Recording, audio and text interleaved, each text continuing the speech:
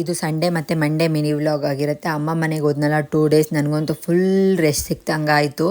ಅಮ್ಮನೇ ಇಬ್ಬರೂ ನೋಡ್ಕೊತಾ ಇದ್ರು, ತಿನ್ಸೋದಾಗಿರ್ಬೋದು ಪ್ರತಿಯೊಂದು ಅವರೇ ಮಾಡ್ಕೊತ ಇದ್ದಿದ್ದರಿಂದ ನನಗಂತೂ ಫುಲ್ ಖುಷಿಯಾಗಿದ್ದೆ. ಆರಾಮಾಗೆ ತುಂಬ ಚೆನ್ನಾಗಿ ರೆಸ್ಟ್ ಮಾಡಿದೆ. ಆ್ಯಂಡ್ ಅವತ್ತೇ ಜಾತ್ರೆ ಇತ್ತು, ಹೋಗಿ ಜಾತ್ರೆ ಎಲ್ಲ ನೋಡ್ಕೊಂಡು ಬಂದ್ವಿ. ತುಂಬ ಚೆನ್ನಾಗಿತ್ತು. ಆ್ಯಂಡ್ ನನಗೂ ರಿಫ್ರೆಶ್ಮೆಂಟ್ ಆದಂಗೆ ಆಯಿತು. ಆ್ಯಂಡ್ ಮನೆಗೆ ಬಂದಮೇಲೆ ಅಲ್ಲಿಂದ ತೊಗೊಂಡು ಬಂದಿರೋ ಐಟಮ್ಸ್ ಎಲ್ಲ ಹಾಗೇ ಇಟ್ಟಿದೆ. ಆ್ಯಂಡ್ ನನ್ನ ಹಸ್ಬೆಂಡು ನಮ್ಮ ಪಾಪುಗೋಸ್ಕರ ಬುಗ್ರಿ ತೊಗೊಂಡು ಬಂದಿದ್ರು. ಈ ಬುಗ್ರಿ ನೋಡ್ತಿದ್ದಂಗೆ ನನಗೆ ಹಳೆ ನೆನಪುಗಳೆಲ್ಲ ಬಂತು.